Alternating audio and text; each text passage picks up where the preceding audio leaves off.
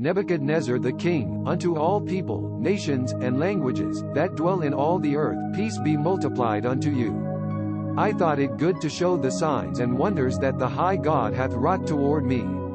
How great his signs, and how mighty his wonders, his kingdom an everlasting kingdom, and his dominion from generation to generation.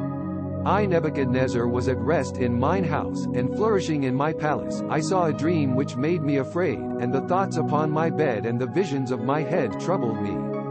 Therefore made I a decree to bring in all the wise of Babylon before me, that they might make known unto me the interpretation of the dream. Then came in the magicians, the astrologers, the Chaldeans, and the soothsayers, and I told the dream before them, but they did not make known unto me the interpretation thereof.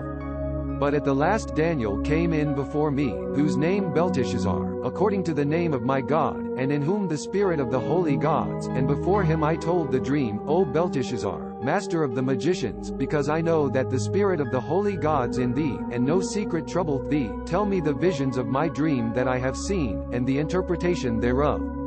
Thus the visions of mine head in my bed, I saw, and behold a tree in the midst of the earth, and the height thereof great.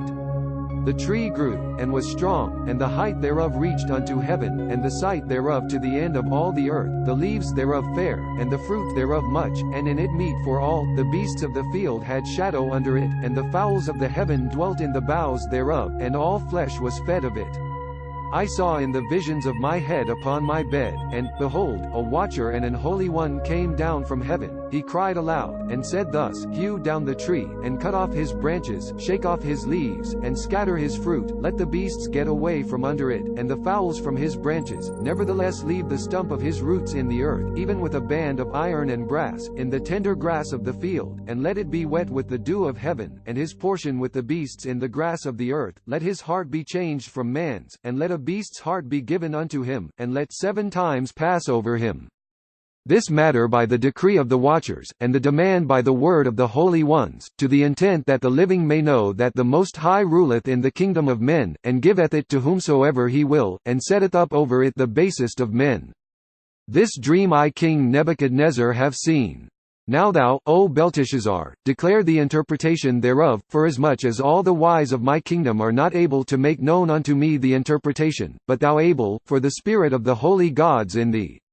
Then Daniel, whose name Belteshazzar, was astonied for 1 hour, and his thoughts troubled him. The king spake, and said, Belteshazzar, let not the dream, or the interpretation thereof, trouble thee. Belteshazzar answered and said, My lord, the dream to them that hate thee, and the interpretation thereof to thine enemies. The tree that thou sawest, which grew, and was strong, whose height reached unto the heaven, and the sight thereof to all the earth, whose leaves fair. This content was provided by angelotricarico.com. Subscribe to the channel for more stories.